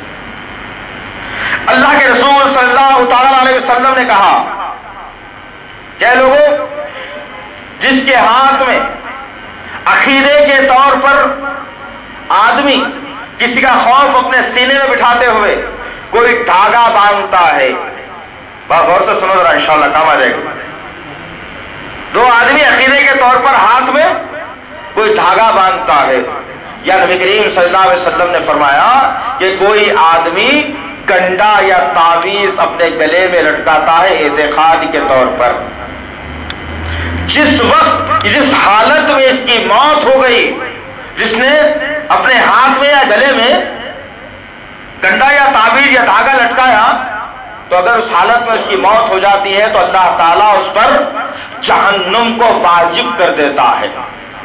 جنت مل ہی نہیں سکتی اس کو، چاہے کلمہ پڑا ہوا ہو، 2 حج کرا ہوا ہو، قرآن پڑھا ہوا ہو، کچھ بھی کرتا ہوگا، یہ چیز اس نے داخل کر لی اپنی زندگی میں. یقین کرتا ہے کہ بھائی یہ رہنے سے حادثے سے بچ گیا، یہ رہنے سے ٹکر سے بچ گیا، یہ رہنے سے بیماری سے بچ گیا. تو جب آدمی یہ عقیدہ بناتا ہے، اس کی حالت میں موت ہو جاتی ہے تو جنت نہیں مل سکتی اس کو، سوائے جہنم کے اس کا دوسرا ٹھکانہ نہیں ہو سکتا. غور کرنے کی بات کیا ہے کہ ایسے چیزیں مسلمانوں کے پاس ہیں. کیا ہوگا اس ناریل سے ذرا بتاؤ تو صحیح. اللہ تعالیٰ نے ناریل پانی میں شفافت رکھی ہے، جس کے پینے سے ایک زندہ آدمی کو کچھ افاقہ ہوتا ہے نہیں، جس کا کھوپرے سے مسالے وغیرہ تیار ہوتے ہیں جس کو آدمی کھاتا ہے. اس ناریل کو گھر میں لٹکانے سے ہوگا کیا؟ کسی غذا بنے گا کیا؟ جن کی غذا بنے گا؟ جن تو کھاتا ہی نہیں ہے، نہیں، نہ شیطان کھاتا ہے. تو یہ کیا مقصد ہوگا مسلمانوں کا؟ یہ لگا کر کے اگر ہم سوچتے ہیں کہ فلانے بابا کا ہے، یہ گھر میں رہنے کی وجہ سے ہم کو کوئی بلا نہیں آ سکتی، تو اس نے جہنم کو خرید لیا. اور کیجیے آپ، جہنم کا ایک بھیانک ٹھکانہ نظر آتا ہے. جنت میں ایسی چیزیں ملیں گی کیا؟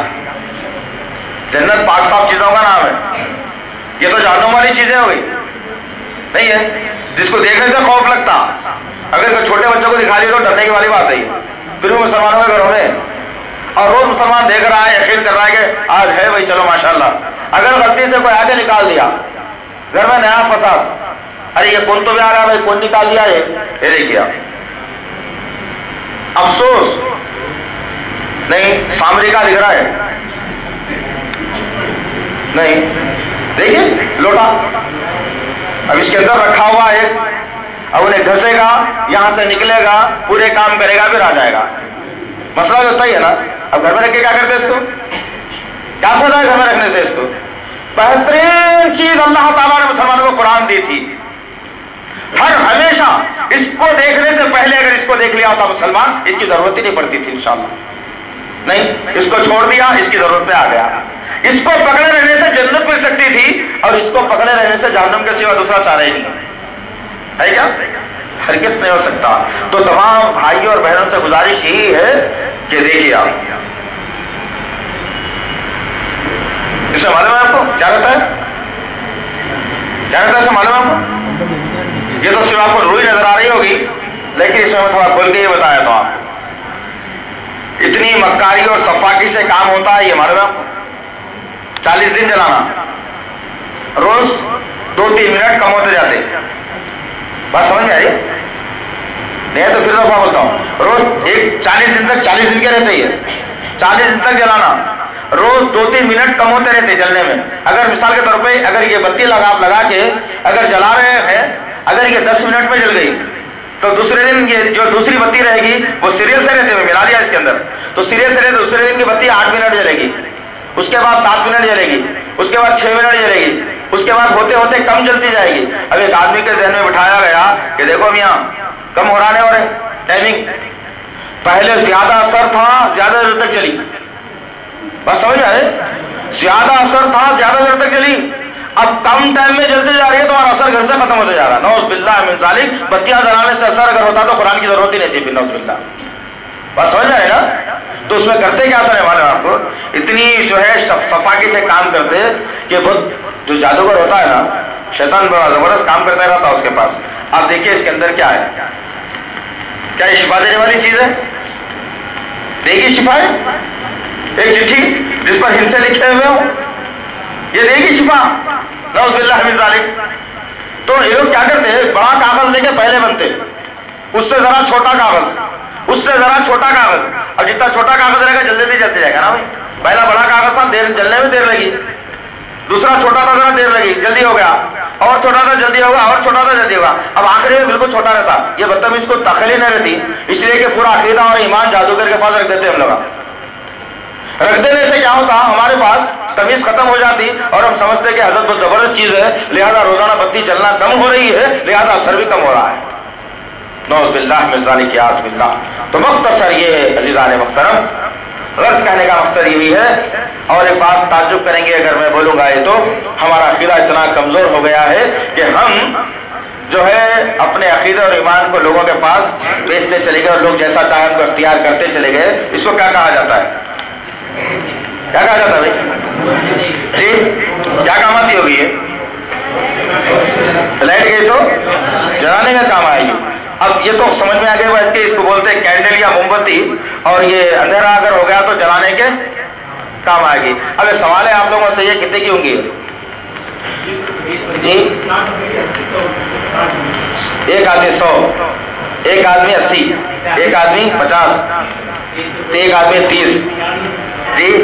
ذرا میں ہماری بہنوں سے بھی اگر سوال کر لیں تو بہتر ہوگا. آپ کو کوئی نظر آ رہی ہے کہ یہ موم بتی، تو ذرا میری بہنیں کوئی جواب دینا کہ موم بتی کتنے کی ہوگی اندازہ جی؟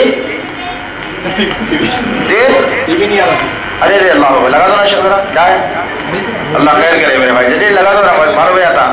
خیر ایک بھائی نے کہا کہ میں پھر بتاؤں گا انشاءاللہ آپ کو. ایک بھائی نے کہا 50، ایک بھائی نے کہا 100، ایک بھائی نے کہا 30، ایک بھائی نے کہا 20، ایک بھائی نے کہا 35. لیکن افسوس کی بات یہ ہے مسلمانوں، کب تک تم عقیدے دوسروں کے پاس بیچتے رہو گے؟ اس کی قیمت اگر آپ سنو گے تو بڑے پریشان ہو جاؤ گے. 6000 روپے کی موم بتی ہے. کتنے کی؟ 6000 کی موم بتی ہے، اور ایک شرط کے ساتھ میں تعجب کریں گے. شرط کیا ہے؟ پوری اس کو جلا دینا، جو موم بچے گا پھر لا کے ہمارے کو دے دینا، پھر لا کے دے دینا واپس. جو دیا تھا یہ، جو حضرت دیا ہے یہ، اس نے کہا کہ بھائی پوری موم بتی جلا دو، اور پھر یہ جب پگھل جائے گی پورے طریقے سے، جو موم رہے گا وہ موم لا کے پھر ہمارے کو واپس کر دینا، تاکہ پھر دوسری موم بتی تیار ہو، دوسرا بیوقوف ڈھونڈ لیا جائے اور پھر 6000 روپے پھر کمایا جائے. تو اسی لیے کہاوت مشہور ہے دنیا کے اندر کہ جب تک کہ بیوقوف زندہ ہے عقل مند بھوکا نہیں مرتا. بات سمجھ رہے نا؟ جب تک کہ بیوقوف زندہ ہے عقل مند کبھی بھوکا نہیں مرتا، اور ہم بیوقوف بنتے جاتے، عقل مند جو ہے نا کماتے جا رہا ہے. تو غرض مختصر یہ ہے کہ سارے کا سارا کنبا دیکھ رہے ہیں، یہ کسی اور کے سامنے کے نہیں ہے، سو آپ لوگوں کے پاس لیے سو ہے. اور لوگوں کو بہت برا لگتا ہے جب ہم لیتے نا، یہ نکال لیتے تو بس لوگا تو ہمارے جھگڑا بھی کرے بھائی. ایک دن ہم کیا کریں، ایک صاحب کے پاس سے نکال لیے، وہ بیچارے گھر کو چلے گئے. اب گھر کو جانے کے بعد میں کیا ہوا، کچھ بات چیت ہوئی، کہاں ہے تمہاری تعویذ نظر آئے ہو، تو فلاں صاحب کے پاس گئے تھے، وہ نکال لیے.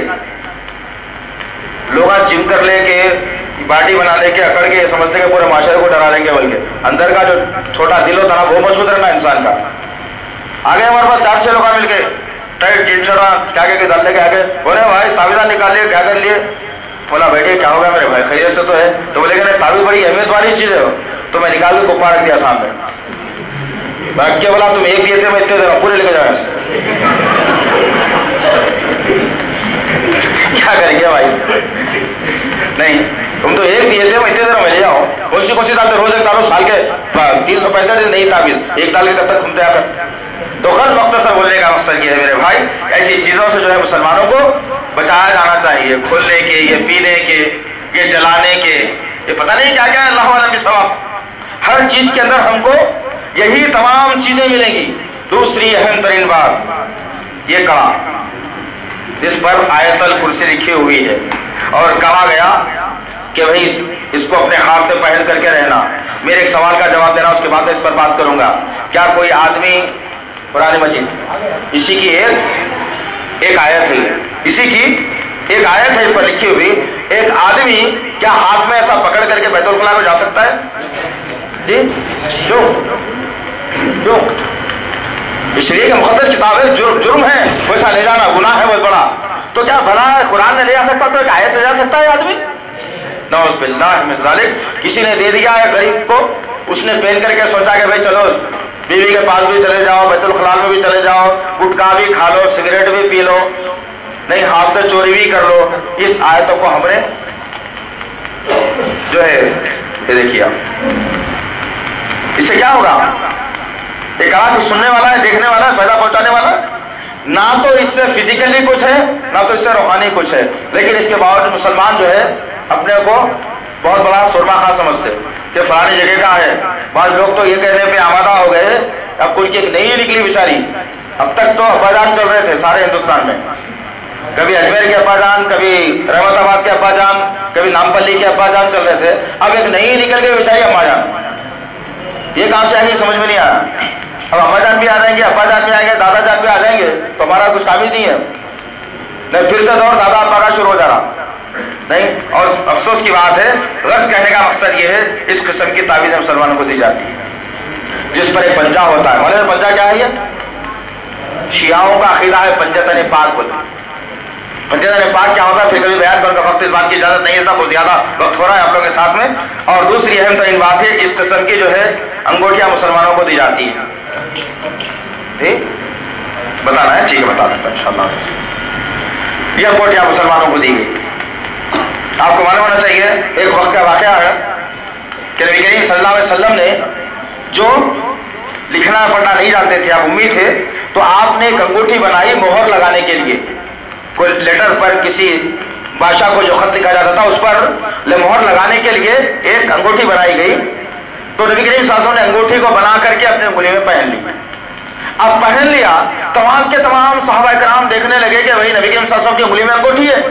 ہر آدمی گیا، لوہے کی، چاندی کی، سونے کی، جو سمجھ میں آتی تھی اپنے اپنے انگلیوں میں انگوٹھی کو پہننا شروع کر دیا۔ حضرت بھی انگوٹھی آ گئی، اللہ کے رسول بلائے اور پوچھنے لگے ماجرا کیا ہے؟ حضرت بھی کے ہاتھ میں انگوٹھی آ گئی۔ کہا کہ یا رسول اللہ پھر آپ کی انگلی میں تو ہے، اس لیے ہم نے دیکھ کر کے اس انگوٹھی کو ہم نے پہن لیا ہے جو آپ کی انگلی میں ہم نے دیکھی ہے۔ اللہ کے رسول صلی اللہ علیہ وسلم نے کہا میں تمہارے اندر جوڑ جاہلیت کو دیکھ رہا ہوں۔ اپنی انگلی سے انگوٹھی کو نکالے اور باہر ڈال دیے۔ تمام کے تمام صحابہ کرام اپنے انگوٹھیوں کو نکال کر کے پھینک دیے، اور اللہ کے رسول نے کہا کہ انگوٹھی کوئی نہ پہنے۔ یہ میرا پہننے کا مقصد یہ ہے کہ میں کچھ خطوط کے اوپر مہر لگاتا ہوں، کچھ معاہدوں کے اوپر مہر لگاتا ہوں، اس لیے میں نے اس کو پہنا تھا۔ آج مسلمانوں کا معاملہ کیا ہو گیا ہے؟ آخری 4 شمے کی انگوٹھی 1 سال تک چلتی نہیں، وہ صاحب کی انگوٹھی، وہ حضرت کی انگوٹھی، وہ مرشد کی انگوٹھی، وہ درگاہ کی انگوٹھی، پتہ نہیں کتنی انگوٹھیاں ہم لوگ والے کے جمع کر کے رکھ رکھتی ہیں۔ افسوس، سر افسوس، کچھ لکھا ہوا اس پہ ہوتا ہے، مسلمان یہی پہن کے سمجھتا ہے کہ بھائی بہت بڑا کارنامہ ہم نے انجام دے دیا ہے۔ بہنوں کو یہ اس وقت میں ٹی وی نظر نہیں آ رہی تھی، اس پھر میں بتلا رہا ہوں، میری بہنوں سے میں درخواست کروں گا کہ یہ انگوٹھی کتنے، یہ موم بتی کتنے کی ہوگی آخر؟ نظر آ رہی ہے آپ کو بھی؟ یہ موم بتی کتنے کی ہوگی اندازہ ہے؟ بھائیوں نے کہا 100 کی، تو ہم نے بتایا اس کی قیمت 6000 روپے کی ہے، بڑی قیمتی ہے، حفاظت سے رکھنا ہے اس نہیں، پھر ختم ہو گئی تو بڑا مشکل کا مسئلہ ہو جائے گا۔ اب تمام باتیں ہو چکی، بہت ساری چیز اس میں موجود ہے، بہت ساری چیزیں اس میں موجود، جتنی باتیں بتائی جائیں کم ہے۔ مسلمان ایسی ایسی چیزیں گلوں میں ڈال کے پھرتا ہے، جبکہ نبی کریم صلی اللہ علیہ وسلم نے کہا کہ پاکی آدھا ایمان ہے، جو پاک صاف رہا اس کے ایمان کی گواہی دینا ہے۔ کیا یہ بتا دیں کہ یہ گواہی یہ پاک ہے؟ ذرا اس کو دیکھنے سے کرائیت ہوتی ہے، پتہ نہیں میں کس ہمت کر کے اس کو اٹھا رہا ہوں، اس لیے اٹھا رہا ہوں کہ نقصان پہنچائیں گے، لیکن گندگی دیکھنے کے بعد نہیں۔ دیکھیے ذرا غور کیجیے کیا ہے یہ؟ مسلمان ایسی چیزوں کو ڈال کر پھر اللہ کے پاس آگے سجدہ کرنا، پھر اللہ سے دعا کرنا کہ اللہ دعا قبول کرے گا تمہاری، ہرگز نہیں ہو سکتی، ناممکن سی بات ہے۔ اب آخر میں ایک سوال کرتے ہوئے میں آپ سے انشاءاللہ تعالی جدا ہو جاؤں گا انشاءاللہ۔ اور ایک چیز اور بتانا ضروری ہے، یہ ہے دیکھیے ایک نقش دیکھ رہے ہیں، نظر آ رہا ہے آپ کو؟ آ رہا ہے نا بھائی؟ ادھر دیکھیے، آ رہا ہے نظر؟ کتنے لوگوں کو نظر آ رہا ہے؟ کتنے لوگوں کو نظر آ رہا ہے؟ سب کو نظر آ رہا ہے؟ اچھے طریقے سے نظر آ رہا ہے، بہتر انداز میں نظر آ رہا ہے جی؟ دیکھ رہے نا، اس کے اندر لکھا ہوا ہے پورے جنات کے نام آ رہے تھے اس میں، علیقن ملیقن تلیقن۔ افسوس، صد افسوس،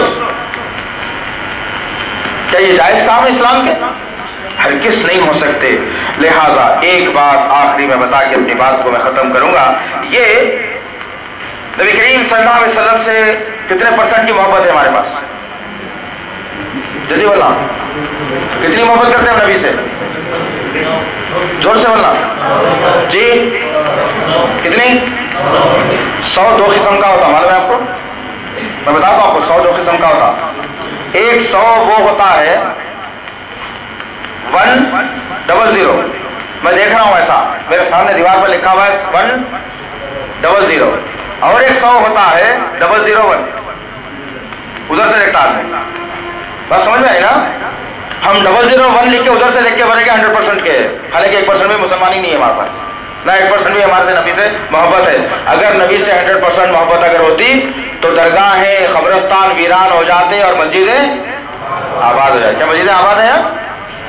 مسجدیں خالی ہے، قبرستان بنے ہوئے، پھر 001% ایمان ہے ہمارے پاس، اتنی محبت ہے نبی سے، اس سے زیادہ نہیں کر سکتے ہم لوگ، عورتیں مرد سب ڈھکوسلا ہے۔ ایک دوسری بات، ایک حدیث سنا کر کے پھر یہ بتاؤں گا میں آپ کے پاس، نبی سے محبت اگر کرنا ہو تو نبی کریم صلی اللہ علیہ وسلم کے الفاظ کو دیکھیے۔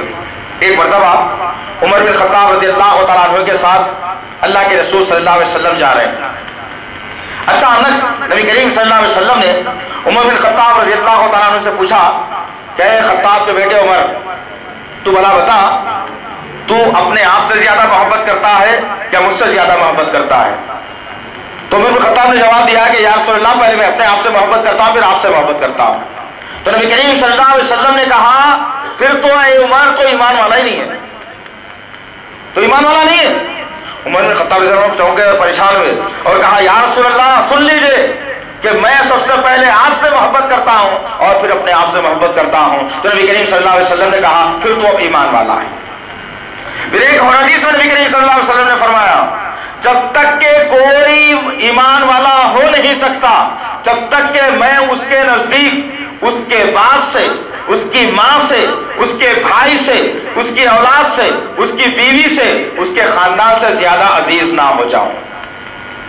سب سے زیادہ محبت نبی سے اگر ہے تو وہ ایمان والا ہے، ورنہ اس کے دل کے اندر، سینے کے اندر ایمان ہی نہیں۔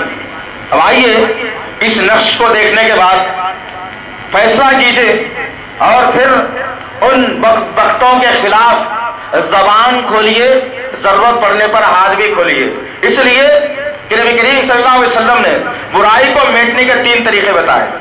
پہلا طریقہ ہے تمہارے پاس اگر طاقت ہو تو ہاتھ سے روکو، دوسرا طریقہ ہے زبان سے روکو، تیسرا طریقہ ہے کم سے کم دل میں برا سمجھو، اور یہ ایمان کے آخری درجے کی علامت ہے۔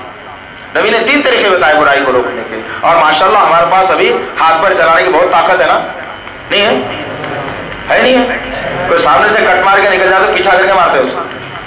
نہیں، لیکن اسلام مٹ جا رہا، ایمان مٹ جا رہا، پھر بھی نہیں مارتے۔ ارے جان دو گے اپنے کو کیا کرنا ہے، کچھ تو بھی کر دیں گا، کوئی بھی نہیں کرتا انشاءاللہ۔ نہیں تو نبی سے اگر محبت ہے تو اس کو دیکھنے کے بعد فیصلہ کرنا کہ نبی کی کتنی محبت ہے۔ ایک بات عرض کر دو کہ یہ کوئی ہمارا بنایا ہوا یا ہماری طرف سے لا کر کے کسی پر الزام لگانے والی بات نہیں ہے، یہ کس کی طرف سے ہے اور کس نے اس کو بنایا ہے پہلے وہ بتاتا ہوں میں آپ کو۔ اس کے اوپر نام لکھا ہوا ہے خواجہ شیخ محمد حسین شاہ خاری الچشتی افتخاری پیر عادل بیجاپوری، اس کا نام ہے، آپ دیکھ سکتے ہیں انشاءاللہ۔ اب ذرا غور کیجئے یہ میرے اور آپ کے آقا محمد صلی اللہ علیہ وسلم اور اللہ رب العزت جو خالق کائنات ہے، اور وہ نماز ہے جس سے نبی کریم صلی اللہ علیہ وسلم سب سے محبت زیادہ کیا کرتے تھے، اور وہ بیٹی فاطمہ رضی اللہ تعالیٰ عنہا جس سے نبی کریم صلی اللہ علیہ وسلم سب سے زیادہ محبت کیا کرتے تھے، ان ظالموں نے اس نقش میں کیا عالم کر دیا. اور مسلمان اپنے گھر میں لگا کے خوش ہوتا ہے. یار اور کرو کیا ہو رہا ہے، میں بتاؤں گا آپ لوگوں کو انسیڈنٹ بارے میں. اور سر دیکھو اسے، پھر میں بتاؤں گا اس کے اندر کیا کیا لکھا ہوا ہے، کہاں کہاں پر کیا کیا لکھا ہوا ہے. افسوس، ہمارا مقصد یہی ہے، ہماری مہم یہی ہے، ہماری جستجو یہی ہے کہ مسلمان اپنے آپ کو حقیقی طور پر مسلمان بنا لے انشاءاللہ، ایمان والے بنا لے انشاءاللہ. ایسی چیزوں کو اپنے گھروں سے نکال کر پھینکے اور ان کے منہ پر تماچا مارے انشاءاللہ. غور کرو، دکھ رہا ہے کچھ اچھی چیز ہے، اچھی چیز ہے. افسوس میرے بھائی، غور کرو، دیکھ سکتے کیا ہے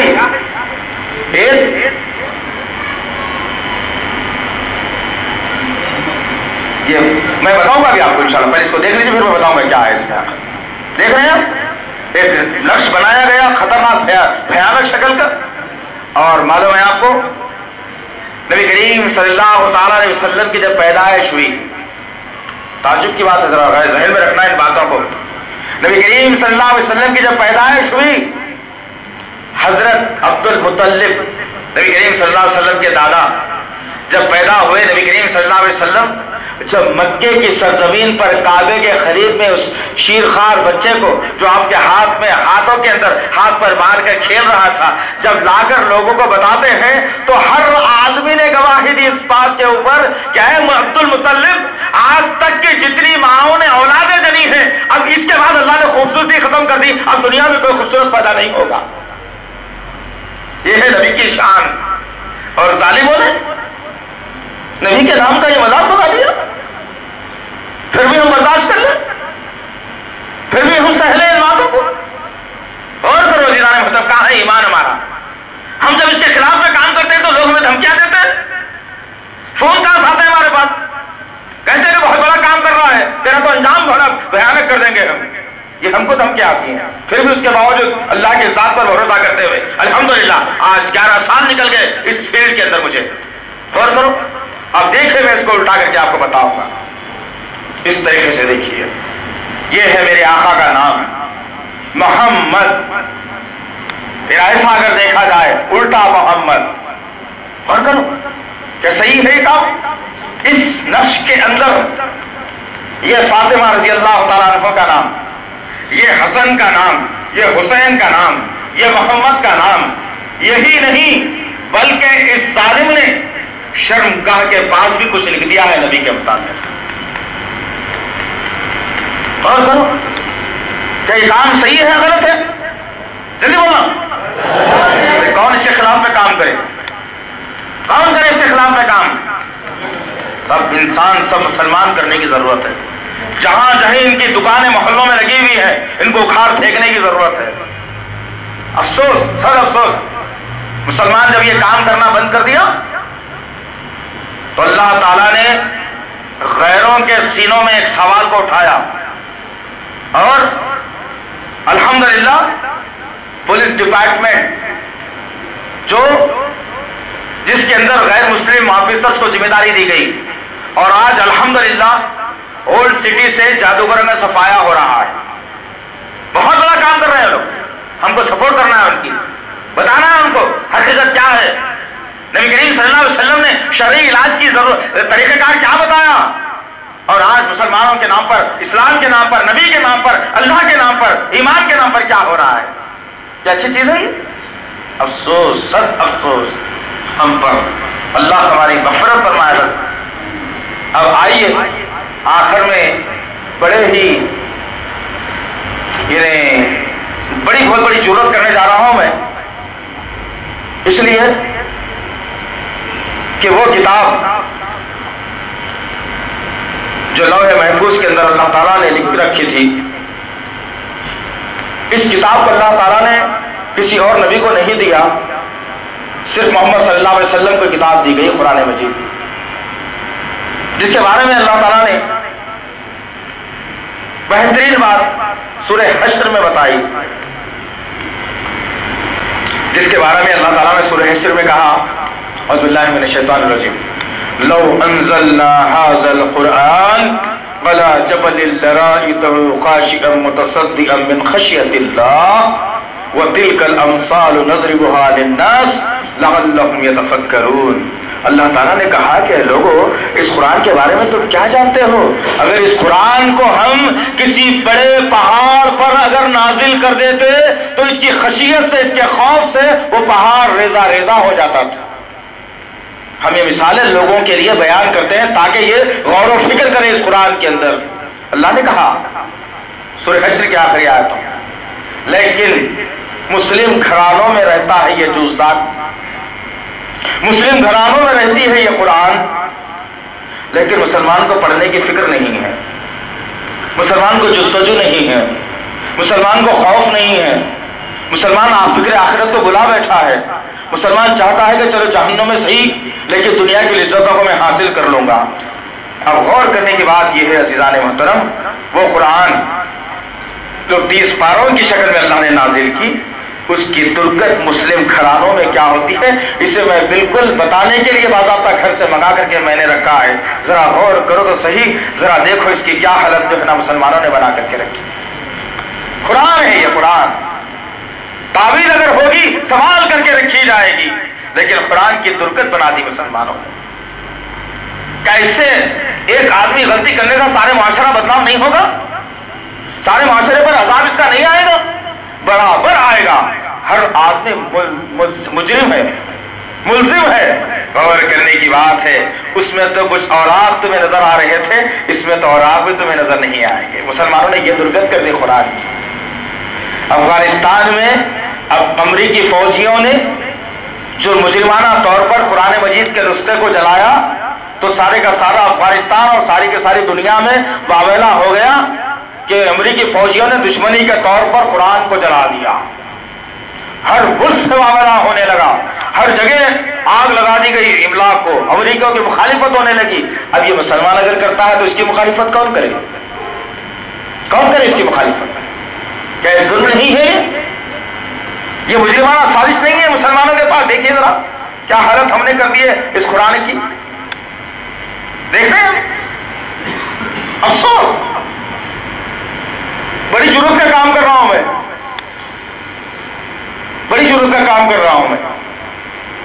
غور کرو مسلمانوں، ایسی کئی قرآنیں ہوگی تمہارے پاس جو برسوں سے تم نے نہیں کھولا ہوگا، اسے برسوں سے نہیں پڑھا ہوگا تم نے اسے.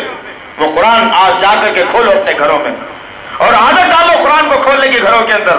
قرآن پڑھنے کی عادت ڈالو، قرآن سمجھنے کی عادت ڈالو، قرآن کا ترجمہ پڑھو، لوگوں تک پہنچاؤ قرآن مجید. تب جا کر کے پتا چلے گا کہ حقیقی طور پر ایک مسلمان کی ذمہ داری کیا ہے. ورنہ قوم کے اندر ظالم لوگ پیدا ہوتے رہیں گے، مسلمانوں پر مسلمانوں کے ایمان اور عقیدے پر ڈاکے ڈالتے رہیں گے، اور یہ حالت میرے اور آپ کے آقا کی تصویر بنا کر کی جاتی رہے گی. اور اللہ تعالیٰ مجھ سے اور آپ سے جو قیامت میں سوال کرے گا کہ میرے نبی کی بے حرمتی ہوئی تھی ظالم، تو کیا کر رہا تھا اس وقت میں؟ میری شریعت کے خلاف میں کام ہو رہا تھا، نبی کی شریعت کے خلاف میں کام ہو رہا تھا. لوگ گھروں میں تعویذ لٹکا کر، قبروں پہ سر جھکا کر، ناریلیں پھوڑ کر، پھولیں چڑھا کر کے زندگی گزار رہے تھے. اس وقت تو کیا کر رہا تھا؟ کیا جواب دے کے میں اور آپ جواب دینے کے قابل بھی ہیں ہم لوگ؟ کوئی قابل نہیں ہے. اس سے ضمن میں ہم نے کوشش یہی کی ہے کہ آج ہم نے سوچا کہ کچھ دیر آپ کو بٹھائے رکھیں اور پھر وہ ساری چیزیں آپ کے سامنے بتائیں جو اسلام کے خلاف میں ہو رہی ہیں، ہمارے شہر میں، ہمارے ملک میں، ہمارے محلے میں، ہمارے پڑوس میں ہو رہی ہیں. اس کے باوجود ہم اس کے لیے کوئی جستجو نہیں کرتے تو ایسی قوم کا اللہ ہی حافظ ہے. کیا ابھی بھی ہمارے پاس وقت نہیں ہے کہ اس کی مخالفت کرنے کے لیے؟ نہیں ہے وقت ہمارے پاس؟ نکالیے وقت. ہر مسلمان کا ایک زبردست جنونی ساتھی بن چکا ہے وقت، جو اچھے کام کے لیے کبھی بھی نکلنے نہیں دیتا تمہیں. ہر برے کام کے لیے مسلمان کے پاس وقت ہے. گھنٹوں شادیوں میں خرچ کریں گے ہم لوگ وقت، گھنٹوں پکنک میں خرچ کر گئے ہم لوگ کا وقت، گھنٹوں دوستوں کے ساتھ صرف کریں گے وقت. لیکن اسلام کا معاملہ جب آئے گا تو ہر آدمی سوچے گا کہ بھئی وقت نہیں ملا اس لیے میں نہیں آ سکا. وقت نہیں ملا میں یہ نہیں کر سکا، وقت نہیں ملا میں نماز نہیں پڑھ سکا، وقت نہیں ملا میں قرآن نہیں پڑھ سکا، وقت نہیں ملا میں نبی کی سیرت نہیں پڑھ سکا، وقت نہیں ملا میں حدیث نہیں پڑھ سکا۔ جب یہ سب کچھ کرنے کے لیے تمہارے پاس اگر وقت نہیں ہے تو سارے کا سارا تمہارا وقت جہنم میں گزارنے کے لیے کام آ جائے گا۔ اگر جنت چاہتے ہو تو اسلام کے لیے وقت نکالو، اسلام کے کام کے لیے وقت نکالو، اسلام پھیلانے کے لیے وقت نکالو۔ جو لوگ اسلام کا کام کر رہے ہیں ان کی جسمانی اور مالی مدد کرنے کے لیے ٹائم نکالو۔ کب تک ایسی زندگی ہماری ہوتی رہی ہے عزیزان محترم؟ آئیے اللہ سے دعا کرتے ہیں کہ اللہ تعالی ہم تمام کو ہمارے ایمان کو مضبوط بنا دے میرے اللہ، ہمارے عقیدوں کو مضبوط بنا میرے اللہ، ہم کو قرآن پڑھنے والا بنا میرے اللہ، ہم کو نبی سے محبت کرنے والا بنا میرے اللہ، نبی کے طریقوں پر چلنے والا بنا میرے اللہ، 5 وقت کی نماز پڑھنے والا بنا ہے اللہ۔ اے میرے پاک پروردگار، جہاں برائی ہو رہی ہے ہم اپنے نفس کے لیے اپنے ہاتھوں سے لڑتے ہیں، اے اللہ ہمارے اندر ایسی قابلیت عطا فرما کہ جہاں برائی ہو رہی ہے ہم ہاتھ سے روکنے کے قابل بن جائیں میرے پاک پروردگار۔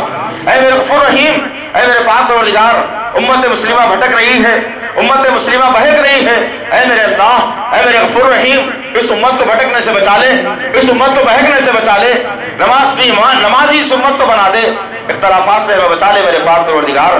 جب بھی وقت ہمیں ملے قرآن کی تلاوت کرنے والا ہمیں بنا دے میرے پاک پروردگار۔ اے میرے غفور رحیم، شرک سے ہماری حفاظت فرما، توحید پر قائم و دائم کر دے، عقیدوں کو مضبوط کر دے، جیے تو ایمان پر جیے، خاتمہ ہو تو ایمان پر ہو میرے پاک پروردگار۔ سبحان ربک رب العزۃ عما یصفون والسلام علی المرسلین والحمد للہ رب العالمین۔ السلام علیکم ورحمۃ اللہ وبرکاتہ۔